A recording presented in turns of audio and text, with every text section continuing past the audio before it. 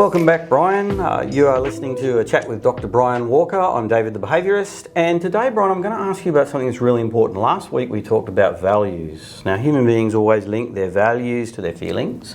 Feelings are really, really important because feelings are actually often why we vote, because we have a feeling, not necessarily a policy, but we think, oh, wow, I like that policy or I don't like that policy, but there's a feeling underneath that. Values are intrinsic to feelings and feelings are intrinsic to values. So I'm going to ask you a question. Give me 3 of your top values in order of priority. What's the most important, the second important, and third importance for your values? Well, that's difficult for me because there's so many things. And how do you identify what your real values are?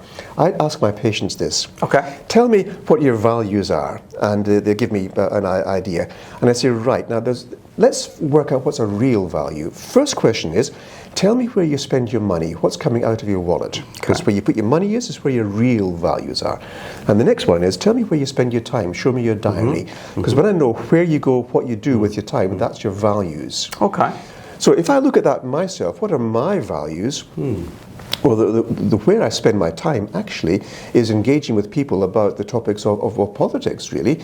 How do I serve the people? For me, wellness is probably my single most important value.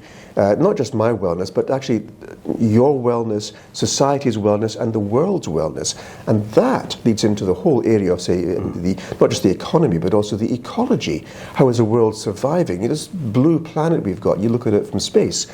And what are we doing to keep this world safe? Well, not a great deal, actually. Not enough. Not enough. So the wellness goes into that.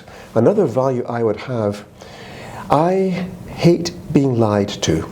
Okay. Would you say it's honesty then? Honesty is, I think, a really important value. Truth and honesty. Okay. Yeah. So being able to stand up for what is right and knowing that what I'm saying here, even if I'm wrong, I believe with my heart and soul that this is true. Okay. So can I ask you a question? So let's take wellness, for example. What's important to you about wellness? The important thing about wellness is it allows us to live our best possible lives. Whether it's going to be a long life or a short life, that's fate, if you like. But I want to, every second I live on this earth, I want to have lived the best possible life. Okay. And if my health is suffering, if my wealth is suffering, if my social status is suffering, if my mental health is suffering, I cannot lead my best life. And there's such a lot we need to do. So I'm passionate about this. Every time I'm in my clinic and I see people who are suffering, okay, and my whole life has been, how can I ease your suffering? How can I bring you into a place of wellness? And how would you know when you've achieved wellness? So let's say that this is just a hypothetical, a bit like a genie in a bottle. Let's pretend for a minute you had perfect wellness. Mental wellness, emotional wellness, physical wellness, financial wellness, sexual wellness, cultural and spiritual wellness. How would you know that you had that?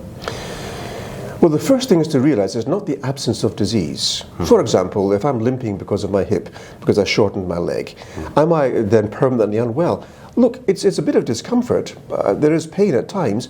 Does it make me unwell? No, it doesn't. Okay, there's a symptom there, I can manage that. Wellness is actually more a sense within oneself that all is well with the world. Let us say, for example, you're sitting there, the troops are coming in, the invading army.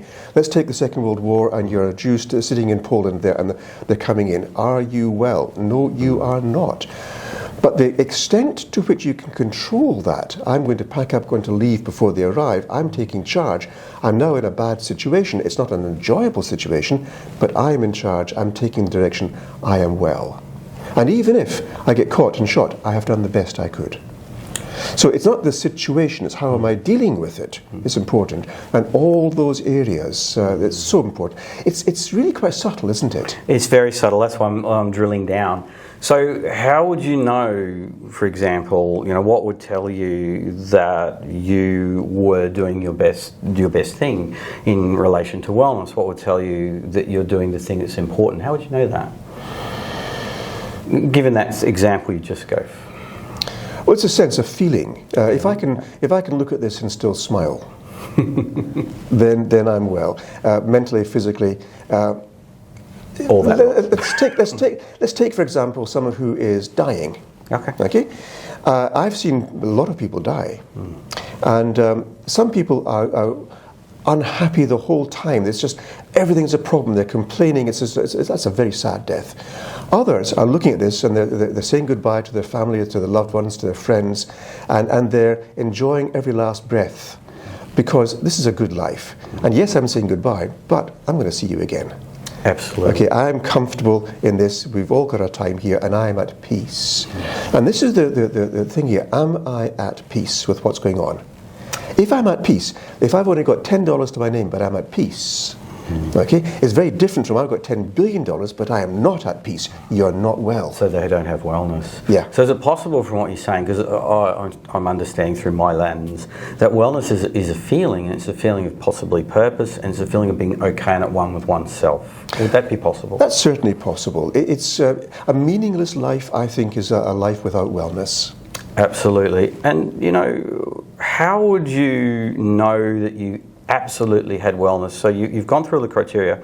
So give me some of the things that would tell you that you've achieved wellness. And we've talked about a couple of them. Is there anything else that you know that would help you know that you've achieved wellness? If I know I can do what I want, when I want, how I want, by definition, I'm well. Okay. So that's your first value.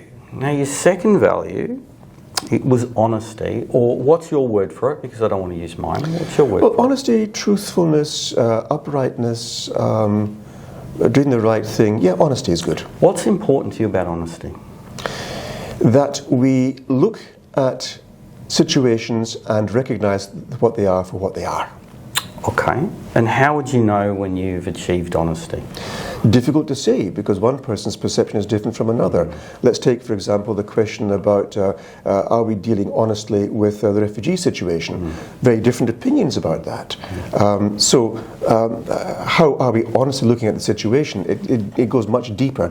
So it's nuanced about the honesty. And doing what is important, finding the truth in that, and then it's really important for honesty to have the opinion that I'm going to let other people be truthful as well. It might be I believe I've got the truth, but I'm going to listen to you because you are saying something different. Let's have an open mind, let's have a listen. And not fight you, but let's hear what you're saying, because you may have truth there, you may even have all the truth there, I may be wrong. So the honesty part here is about basically communication. How do I communicate with other people to get the most information that I can then modify what I actually feel, because I'm getting a different truth. Yes, that makes perfect sense. And what's important to you about communication? Communication, I think, is everything. Most of our communication is non-verbal. So the words themselves are very important, but there's so much more to communication. And being able to understand others, what they're saying, but also to understand yourself. This is the ancient law from Sun Tzu, I think, the art of war. Know your enemy, know yourself. If you know both, then you're going to win 100% of your battles. A lot of people communicate without knowing who they are really themselves, because I believe I'm right, and you, by definition, are wrong. And that starts all the wars. That's a whole new podcast. Honestly, that's a big one. And finally, before we wrap up, what will honesty give you, and what will honesty give the people? The people will then know that when I say or do something, it's because I mean it and I'm doing it for the best purposes and not for any hidden reason. So the thing is, trust me, I'm a politician. For myself, it's also being able to go to sleep at night knowing that no matter what's going on, no matter how I've been treated by others, I've done what I could for the best because it's the right thing to do, and I can sleep with a good conscience. Absolutely, and I agree. And on that note, please leave any comments in the comments section. You've been listening to a chat with Dr. Brian Walker. I'm the Behaviorist. Ciao for now. See you.